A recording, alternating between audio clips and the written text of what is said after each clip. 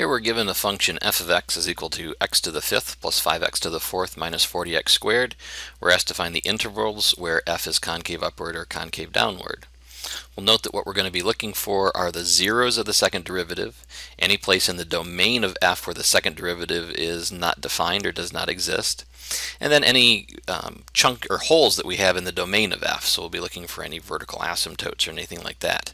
Those three different types of values will give us places where concavity can potentially change from upward to downward or from downward to upward. So let's consider the second derivative. In order to get there, we need a first derivative. So f prime of x is going to be equal to 5x to the fourth plus 20x to the third minus 80x. And then the second derivative, f double prime of x, is going to be equal to 20x to the third plus 60x squared minus 80.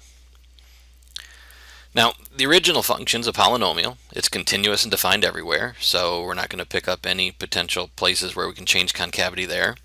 The second derivative, also a polynomial, can't ever be undefined, so we're not going to pick up any places where we can change concavity from that.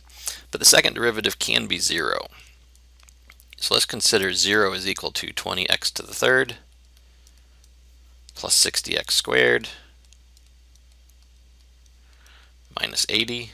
Let's divide everything by 20 to make it look a little nicer. So we'll end up with 0 is equal to x to the third plus 3x squared minus 4. And what I suggest you do with a function like this, since it's a cubic function, is use tools that we have in the calculator to try to figure it out. We don't have any common factors to all of these things in terms of having an x common. Now, if you could factor an x out of each and every term, you could reduce the degree of this thing and you could still use regular algebraic methods to solve. And there are algebraic methods that we can try to apply to solve this. But my general suggestion is, when faced with a cubic, is to try to find something else to do. So let's see if we can flip over to our calculator here. And let's graph this second derivative. So we have x to the third minus 3x squared. Oops. And I forgot to get out of the exponent there. So let's try that one more time. X to the third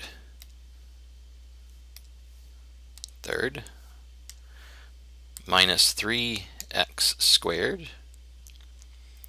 I believe it was minus 4. Let me go back really quick and check and make sure that I remembered that right. X to the third plus 3x squared minus 4. X to the third plus 3x squared. So I didn't remember it quite exactly right. This should be a plus here. So we can go ahead and graph this. And I'm just going to try to graph it first in a standard window. So I'm going to zoom, and I'm going to choose option 6, zoom standard. That gives me a window from negative 10 to positive 10 on the x-axis, and also negative 10 to positive 10 on the y-axis. And it looks like we might have two zeros here as I take a look at this. It looks like there might be one right around negative 2, and it looks like there's one right around positive 1. So let's try those first. Let's just see if we can get lucky. And I'm going to press the trace key, and then I'm going to type in negative 2, and I get y is 0. So that's nice. And if I type in 1 and press enter, I also get y is 0. So those are exact. Now, if I didn't have those, I could use the 0 capability of the calculator, pressing second and trace, and then answering the questions that they provide. But in this case, it looked like we were going to get nice numbers, and we actually did.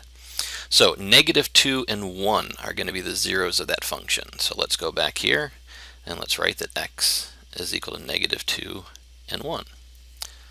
So we'll create a sign chart. It will include negative 2 and positive 1. Those are the only two places where we can change concavity. F double prime of negative 3 will be a good test value. F double prime of 0 is a very easy test value. F double prime of 2 will be another test value.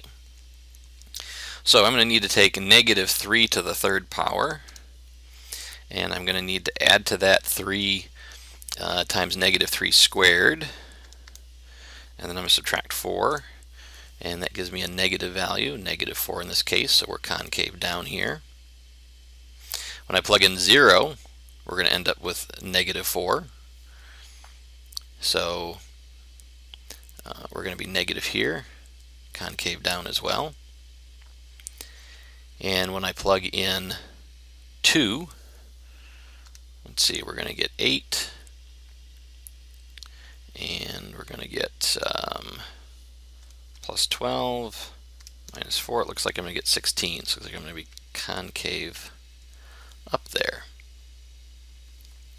And if you go back and take a look at that graph, this will make sense. We only changed concavity once, in this case at 1. But we're going to write our intervals. We are concave upward on 1 to infinity. We are concave downward on -infinity to -2, and again from -2 to 1.